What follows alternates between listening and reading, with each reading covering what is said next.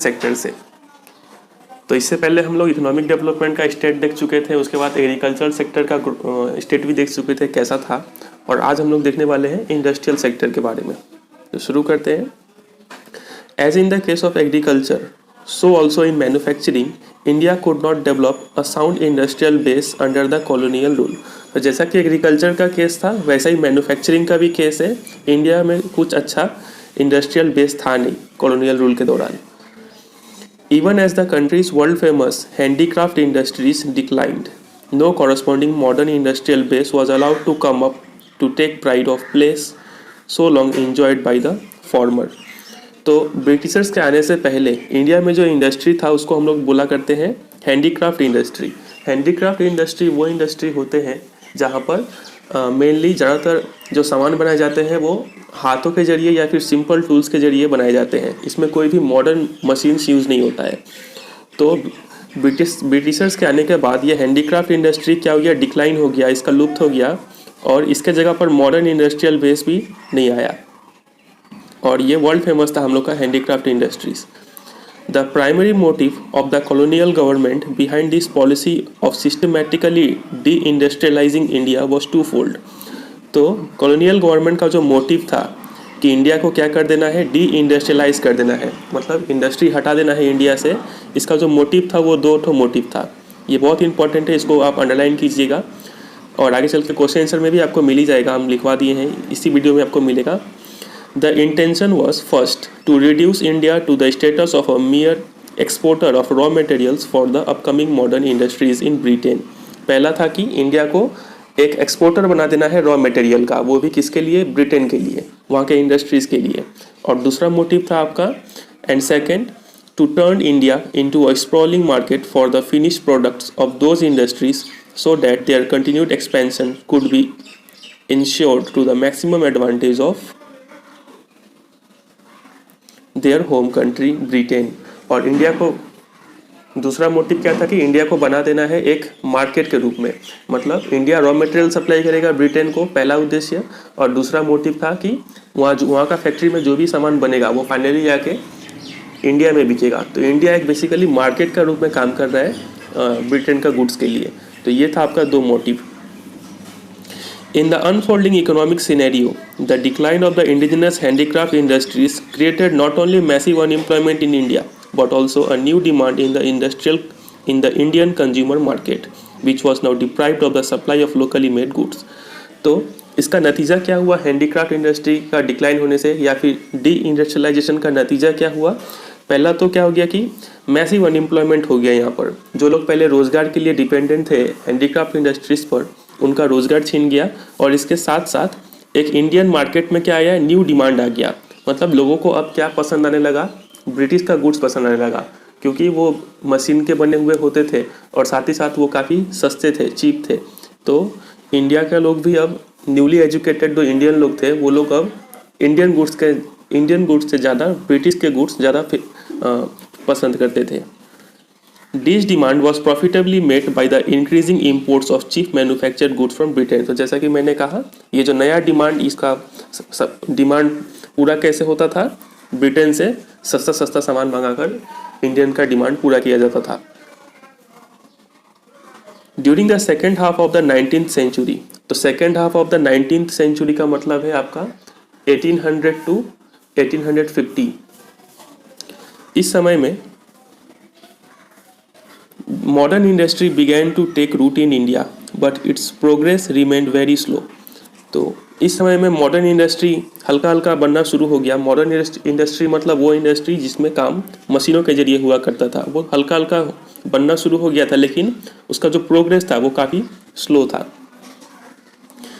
Initially, this development was confined to the setting up of cotton and jute textile mills. शुरू में तो modern industry का मतलब हम लोग यही समझते थे कि कॉटन का और जूट का कपड़ों का मिल लग जाए तो मतलब मॉडर्न इंडस्ट्री बन गया। The cotton textile mills mainly dominated by Indians were located in the western parts of the country.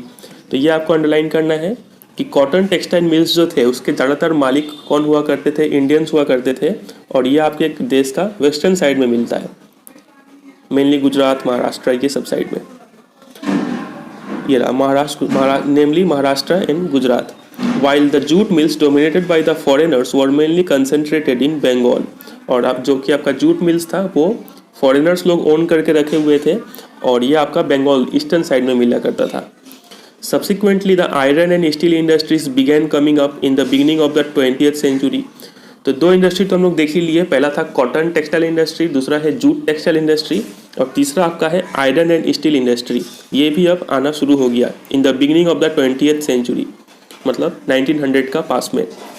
The Tata Iron and Steel Company, जिसको शॉर्ट में टिस्को, वॉज इनकॉर्पोरेटेड इन 1907. तो 1907 में आपका टिस्को शुरू हो गया, ये भी आप अंडरलाइन कर लीजिएगा.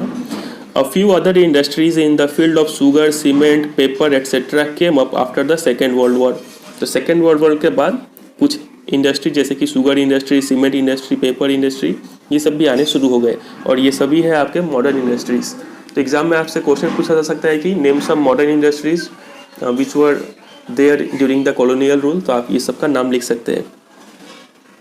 However, there was hardly any capital goods industry to help promote further industrialization in India.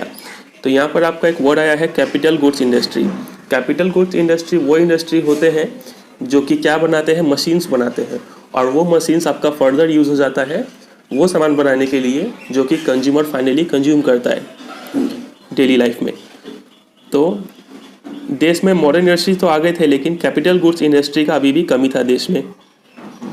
तो यहाँ पे लिखा हुआ है इसका definition. Capital goods industry means industries which can produce machine tools which are in turn used for producing articles for current consumption. उम्मीद करते हैं आपको समझ में आ गया होगा. The establishment of few manufacturing units here and there was no substitute to the near wholesale displacement of the country's traditional handicraft industry. तो ये जो मॉडर्न इंडस्ट्री बन रहा था, कोई उधर खुल रहा था, कोई इधर खुल रहा था, ये उसका जगह नहीं ले पाया. किसका जगह नहीं ले पाया? ये जो हम लोग का पारंपरिक हैंडीक्राफ्ट इंडस्ट्री था उसका जगह ये अभी भी नहीं ले पाया था. उस हद तक डेवलप नहीं हुआ था modern industries. Furthermore the growth rate of the new industrial sector and its contribution to the gross domestic product remained very small. और इसके साथ साथ ये जो ग्रोथ रेट था इंडस्ट्रियल सेक्टर का और इसका योगदान जीडीपी में वो काफ़ी कम था. जीडीपी क्या होता है आप फिलहाल के लिए समझ लीजिए रफली. इसको नेशनल इनकम बोलते हैं, देश का इनकम. तो देश का इनकम में इंडस्ट्री का कंट्रीब्यूशन बहुत कम था. जीडीपी को हम लोग डिटेल में देखेंगे मैक्रो इकोनॉमिक्स में जब कर रहे होंगे तब देखेंगे इसको डिटेल में. फिलहाल के लिए आप इतना समझ के रखिए इसको. Another significant drawback of the new industrial sector was the very limited area of operation of the public sector. अलग एक और ड्रॉबैक क्या था इंडस्ट्रियल सेक्टर का कि यहाँ पे सरकार जो थी वो काफ़ी कम इन्वेस्टमेंट करती थी पब्लिक सेक्टर इंडस्ट्रीज़ में. This sector remained confined only to the railways, power generation, communications, ports and some other departmental undertakings. तो गवर्नमेंट जो थी मतलब पब्लिक सेक्टर जो थी वो पब्लिक सेक्टर मतलब गवर्नमेंट बेसिकली समझा जाता है.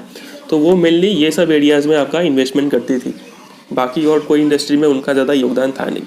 तो यही था हम लोग का इंडस्ट्रियल सेक्टर के बारे में.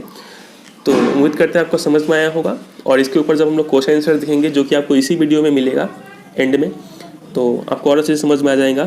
तो एक और टॉपिक ख़त्म कर लेते हैं साथ ही साथ में जो कि है फॉरेन ट्रेड मतलब विदेशी व्यापार. इंडिया का बाकी देशों के साथ व्यापार कैसा था उस समय. India has been an important trading nation since ancient times. प्राचीन काल से इंडिया लगातार क्या व्यापार करते आ रहा है दूसरे देशों के साथ. But the restrictive policies of commodity production, trade and tariff pursued bye the colonial government adversely affected the structure, composition and volume of India's foreign trade. लेकिन ब्रिटिश का जो पॉलिसी था कि रेस्ट्रिक्ट कर देना, कुछ कमोडिटी बनाने से मना करना और काफ़ी ज़्यादा टैक्स लगाना, ट्रेड एंड टैरिफ मतलब काफ़ी ज़्यादा टैक्स लगाना, जो इंडिया का सामान जब बाहर जाए तो काफ़ी ज़्यादा टैक्स लगाना. और ये सब चीज़ से इंडिया का जो फॉरेन ट्रेड था वो काफ़ी प्रभावित हो गया और स्ट्रक्चर भी बदल गया. मतलब पहले जो चीज़ का हम लोग एक्सपोर्ट करते थे वो एक्सपोर्ट बंद हो गया और कुछ नए चीज़ों का इंपोर्ट होना शुरू हो गया. तो ये सब बदलाव आया. Consequently India became an exporter of primary products such as raw silk, cotton, wool, sugar, indigo, jute etcetera. तो इंडिया क्या हो गया, एक्सपोर्टर हो गया प्राइमरी प्रोडक्ट्स के मतलब रॉ मटेरियल्स के एक्सपोर्टर हो गया and an importer of finished consumer goods like cotton, silk and woolen clothes and capital goods like light machinery produced in the factories of Britain। और India importer हो गया, मतलब लेने वाला हो गया क्या चीज़ का, फिनिश गुड्स का, जैसे कि कॉटन और इस सब के कपड़े हो गए, और कुछ कैपिटल गुड्स भी इंपोर्ट करने लग गया ब्रिटेन से। आपको पता है कैपिटल इंडस्ट्री गुड्स, अब कैपिटल इंडस्ट्री अभी अभी हम लोग देखे थे, कैपिटल गुड्स इंडस्ट्री। तो कैपिटल गुड्स का मतलब भी वही होता है, वो इंडस्ट्री में जो सामान बने, मतलब जो मशीन बने, वो मशीन को ही बोलते हैं कैपिटल गुड्स। तो ये सब इंडिया क्या करने लग गया, इंपोर्ट। एक्सपोर्ट का मतलब होता है देश का सामान बाहर बेचना। तो एक्सपोर्ट से आपको समझना होगा कि एक्सपोर्ट से क्या होता है, अर्निंग होता है, और इंपोर्ट का मतलब बाहर का सामान अंदर मंगाना। तो इंपोर्ट के लिए हमें क्या करना होता है, पेमेंट करना होता है। तो ये दो वर्ड आप याद रखिएगा, एक्सपोर्ट से अर्निंग होता है और इंपोर्ट के लिए पेमेंट करना पड़ता है। ठीक है, अब आगे देखते हैं। For all practical purposes Britain maintained a monopoly control over India exports and imports. तो इंडिया का जितना भी व्यापार हुआ करता था उसके ऊपर किसका कंट्रोल था, ब्रिटेन का था। As a result more than half of India's foreign trade was restricted to Britain while the rest was allowed with a few other countries like China, Ceylon, Sri Lanka and Persia, Iran. तो आधा से ज़्यादा trade, मतलब मान लीजिए 100% में से more than 50% trade India का किसके साथ हुआ करता था, ब्रिटेन के साथ ही, और बाकी 50% से थोड़ा कम बाकी देशों के साथ हुआ करता था। और वो बाकी देशों में कौन कौन आते हैं, चाइना आते हैं, श्रीलंका आते हैं, ईरान आते हैं, ये सब देश के साथ हुआ करता था trade. The opening of the Suez canal further intensified British control over India's foreign trade. और सुइस कैनल का खुलने से भी काफ़ी ट्रेड बढ़ गया। तो सुइस कैनल क्या होता है थोड़ा सा देख लेते हैं बॉक्स नंबर 1.3 में, फिर आगे देखेंगे। तो यहाँ पे लिखा हुआ है सुइस कैनल के बारे में। तो आप देख पा रहे हैं यहाँ पर आपको दिख रहा होगा सुइस कैनल, और यहाँ पर है आपका यूके, मतलब यहीं पे है आपका ब्रिटिशर्स लोग। तो पहले ट्रेड करने के लिए ब्रिटिशर्स लोग को यहाँ से होके इस बड़े वाले एरिया से आपको आना हुआ, यहाँ से होते हुए इंडिया में होना पड़ता था। लेकिन सुइस कैनल का खुलने का बाद से क्या हो गया कि सामान सीधा यहाँ से यहाँ आ सकता है। तो इसके लिए आपको कुछ याद रखना है कि यहाँ पे एक वर्ड है, इट्स ओपनिंग इन 1869। ये सुइस कैनल खोला कब गया था, 1869 में खोला गया था। और इसका खुलने से क्या क्या हो गया, पहला चीज़ तो हुआ कि कॉस्ट ऑफ ट्रांसपोर्टेशन रिड्यूस हो गया। तो पहला फ़ायदा ये हुआ। दूसरा फ़ायदा क्या हुआ, made access to the Indian market easier. तो यहाँ से यूनाइटेड किंगडम से लोग इंडिया आने के लिए थोड़ा रास्ता शॉर्टकट हो गया और ख़र्चा कम हो गया, और इससे थोड़ा व्यापार भी बढ़ गया। तो ये 2-3 बात आपको सुइस कैनल के बारे में ध्यान में रखना है। तो अब आते हैं फिर से वहाँ पर।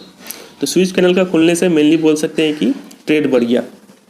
तो ये भी क्वेश्चन आपसे पूछा जाता है एग्जाम में, काफ़ी इंपॉर्टेंट क्वेश्चन बनता है ये कि सुइस कैनल कब खुला और इसका इफेक्ट क्या हुआ। तो आगे बढ़ते हैं। The most important characteristic of India's foreign trade through out the colonial period was the generation of large export surplus. India का जो फॉरेन ट्रेड है उसका एक काफ़ी अच्छा कैरेक्टरिस्टिक ये है कि एक्सपोर्ट सरप्लस जो है वो काफ़ी ज़्यादा है।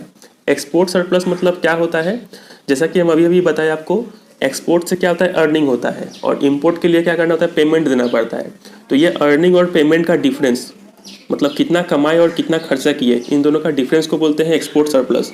तो इंडिया काफ़ी ज़्यादा कमा लेता था ये सबसे, अर्निंग काफ़ी ज़्यादा कर लेता था। But this surplus came at a huge cost to the country's economy. लेकिन ये जो कमाई था इसके लिए देश को काफ़ी योगदान देना पड़ता था। Several essential commodities, food grains, clothes, kerosene etcetera were scarcely available in the domestic market. तो ये सब कुछ बेसिक कमोडिटीज़ जो है वो मार्केट में अवेलेबल नहीं हुआ करती थी। Further more this export surplus did not result in any flow of gold और सिल्वर इनटू इंडिया।